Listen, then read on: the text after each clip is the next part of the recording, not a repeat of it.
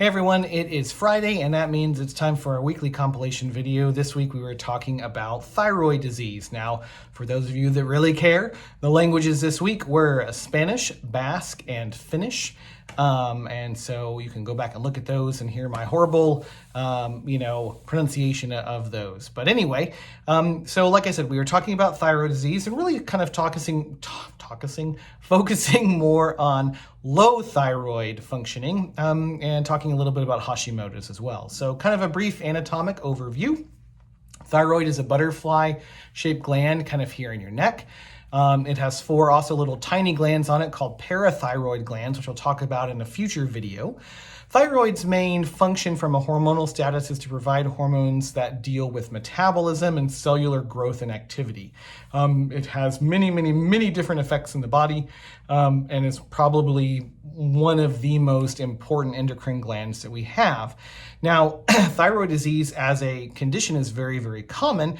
It's one of the most common endocrinopathies in the United States. In a reproductive age women, it's probably the most common endocrinopathy outside of polycystic ovarian syndrome. Signs and symptoms typically of thyroid disease are kind of demonstrated in, metabolic processes being erroneous. So you'd see things like weight gain, weight loss, brittle hair breaking, not growing hair loss, nails breaking, temperature intolerance, things like that.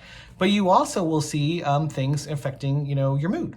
You may have more depression with hypothyroidism, more anxiety with hyperthyroidism. People often feel very kind of low energy and just fatigued with low thyroid, and they feel very anxious and jittery and things like that with hyperthyroid. So there's a lot of things there, and if you look at those symptoms and you say, okay, well, I'm having all of these kind of excitatory type symptoms, well, it may be more of a hyperthyroid issue. And if they're more of an inhibitory type symptoms, it may be more of a low thyroid issue. So, but that's, it can really affect pretty much any type of symptom in the body can be a symptom of thyroid disease. So we test for thyroid disease by looking at different thyroid hormones in the blood. The most common one that is tested is what's called thyroid stimulating hormone. This is a hormone that your pituitary gland produces, so it's produced in your brain, kind of right straight back through here. And TSH goes down and tells your thyroid what to do.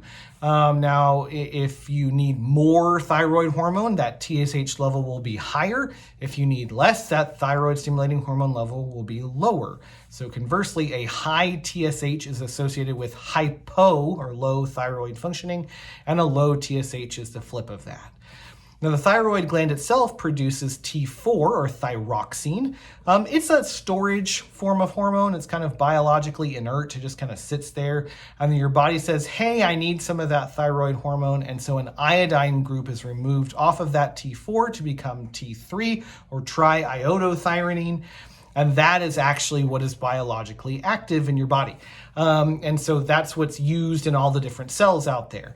So when you look at thyroid medications, these typically are replacing one of these two, hormones, either T4 in the form of a medication called Synthroid or levothyroxine, or in a combination of T3 and T4 in some of the other medications like Cytomel or liothyronine, Armour Thyroid, MP, whatever it may be.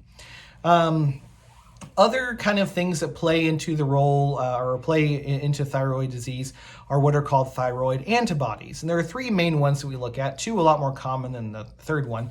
The most common one evaluated is thyroid peroxidase or TPO. This is a marker of what's called Hashimoto's thyroid disorder or thyroid disease or thyroiditis. Hashimoto's is basically an autoimmune disease that affects the thyroid. It can affect other glands too. But patients with Hashimoto's will typically see, if they were to kind of monitor their thyroid gland continuously, alternating highs and lows of thyroid activity until the thyroid itself is burnt out and is really replaced with non-hormonally productive lymphocytic infiltrative tissue. So they'll eventually go into a low thyroid state.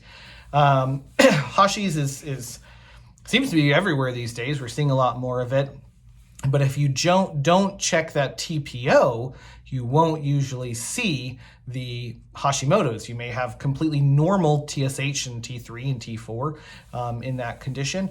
So you really do have to check that antibody. Now, the second most common would be what's called thyroid stimulating immunoglobulin, or TSI. This is a measurement of a condition called Graves' disease, which is a type of autoimmune hyperthyroidism.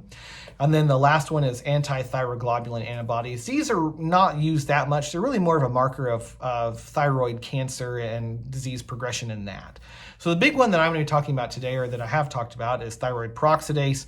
And so Hashimoto's, like I said, being the most common type of autoimmune thyroiditis, is going to be the one that you're going to associate with that. Now, a lot of other vitamins and nutrients play into thyroid disease. Selenium, vitamin D, B vitamins are all really important for thyroid function. And so patients who have low vitamin D levels and thyroid disease may notice an improvement in their symptoms with replacement of just the vitamin D alone. Now, this doesn't mean that you don't want to replace a thyroid, hormone, but you want to use this in conjunction. If you see that they have low vitamin D, well, you need to raise that up. There are some other kind of vitamins that can be helpful for thyroid function. Inositol, which I believe is B7, can be really helpful in helping with autoimmune thyroid function. There's a compound called low-dose naltrexone, or LDN, which basically acts as kind of an anti-inflammatory for glandular tissue. We've talked about it before on the channel and on Instagram, but you can use it for Hashis. It's really effective for that.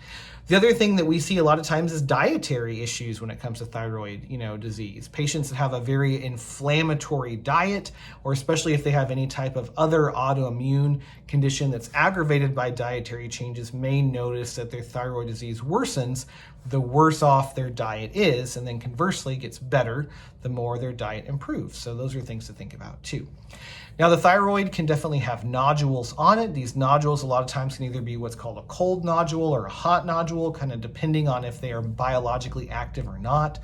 And depending if they are, that kind of shows you, are we dealing more with an infective or an infectious process, or potentially something like thyroid cancer. Now, thyroid cancer is very, as a general rule, very slow moving and very treatable, but it's still cancer. You still want to look for it. So if you are feeling like your neck's getting kind of more swollen and you can feel little bumps on it, that's definitely something you want to go get checked out. If you have a thyroid nodule, you want to get that followed and potentially either biopsied or aspirated to kind of see what's going on there, to check for underlying disease. Now, one of the things we see a lot of times with thyroid disease is how it connects with other types of autoimmune conditions. In the gynecology world, we see it a lot of times associated with things like lichen sclerosis, or polycystic ovarian syndrome, or definitely primary ovarian insufficiency. Those two things are like, close friends. We also know that thyroid function really affects fertility as well, and patients who have thyroid disease often have a hard time ovulating. So if it's something that you see a patient struggling with fertility problems and they happen to have thyroid disease, well, if you take care and help the thyroid disease, you may, actually help their fertility too. Now, typically, this is not something that is going to be a short-term fix. Unfortunately, especially in the case of the autoimmune thyroid diseases, if you develop them, it's kind of a lifelong thing. Now, like any type of autoimmune disease, these can fluctuate, they can flare, they can go into episodes of inactivity and then overactivity, kind of depending on what's going on. So you may notice that your medication needs or your supplement needs may change as the days go by, but typically if you have it, you're kind of stuck with it. Now, there are infectious thyroiditis, or like a sick euthyroid syndrome, or other things that are related to disease processes that are not thyroid in origin. And when you fix those things, the thyroid typically responds and gets better. So if it's something that you're dealing with that's one of those, then yes, that can improve on its own. But if it's an actual thyroid dysfunction itself, if you got it, you got it. And you just got to kind of treat it. Now, the other thing to kind of think about too, we've talked about a lot of kind of end organ hormones with the T3 and the T4.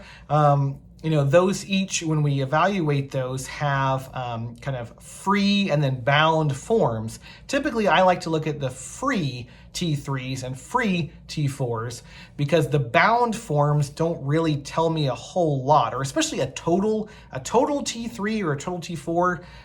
Not a whole lot of use, because you don't know mix of those things. You know, a total T3 is going to be a measurement of free T3, of reverse T3, a bound T3, all these things together. So, you know, you have to kind of piece it apart. Now, obviously, if your total T3 is elevated, something's causing it to be high, but is it the free T3 or is it the reverse T3? You know, you don't know unless you tell it, or unless you dig a little deeper.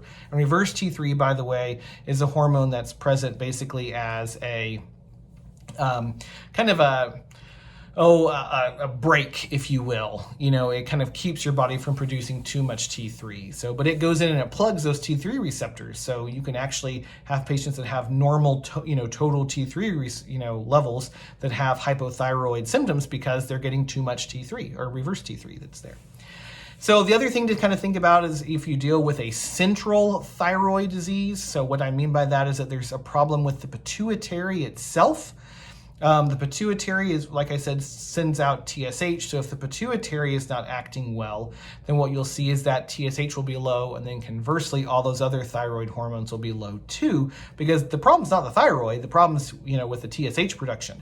So without that TSH to regulate it, it just kind of chills out and doesn't produce anything. So in patients that have low TSH, low free T3s, low free T4s, you want to look for a central or hypopituitary type thyroid disorder. So anyway, that's really kind of about it. There's a lot of nuances with thyroid disease. Obviously, like I said in my very first story this week, I'm not an endocrinologist. I do a lot of reproductive endocrinology, so I feel very comfortable talking about thyroid function, especially low thyroid function, because we see that a lot in the gynecology world. But for patients that have thyroid cancer or hyperthyroidism or things like that, you really, really, really need to go see an actual endocrinologist. So anyway, if you have any questions, let me know. Otherwise, I'll talk to you next week.